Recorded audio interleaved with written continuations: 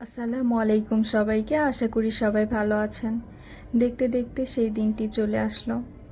আসলে বাড়িতে আসার সময় যতটা এক্সাইটমেন্ট কাজ করে, বাড়ি থেকে যাওয়ার সময় ঠিক তার উল্টোটাই সব সময় হয়। মনটা আজকে এত বেশি খারাপ ছিল যে কোনো কিছুই ভালো লাগছিল না। কিভাবে কোন দিক দিয়ে যে 10টা দিন চলে গেল বুঝতেই পারলাম না। যেহেতু সকাল সকাল বেরিয়েছিলাম তাই অনেকটা ক্ষুধাও লেগে গেছিল। তো হালকা কিছু নাস্তাও করে নিলাম ফেরিতে।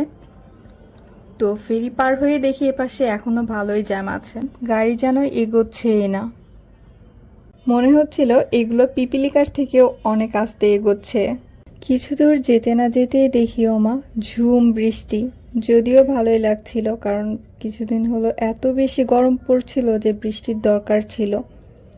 কিন্তু দেখেন কুমারখালীর ওইদিকে ছিল পুরো রোদ, এদিকে এসে দেখি পুরা বৃষ্টি, ঝুম বৃষ্টি, যেন সামনে কিছু দেখাই যাচ্ছে না। আর এই ভোদরের তো কোনো হুঁশই নেই। অনেকে আছে যারা বাড়িতেও এমন শান্তির ঘুম দেয় কিনা সন্দেহ। মাথা কই আর সিট কই দেখেন।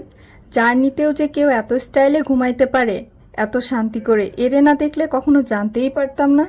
আর হ্যাঁ, আরেকটা কথা বলে রাখি, এটা হলো আমার ছোট ভার্সন। কেউ যেন আবার অন্য কিছু ভেবে না বসেন। এটা আমার ছোট ভাই, আমার থেকে কিছু না হলেও 4 বছরের ছোট। আলহামদুলিল্লাহ, দীর্ঘ 7 ঘন্টা পর আবার এই কৃত্রিম শহরে পৌঁছাইলাম। আজকের মতো এতটুকুই। আল্লাহ হাফেজ, সবাই ভালো থাকবেন।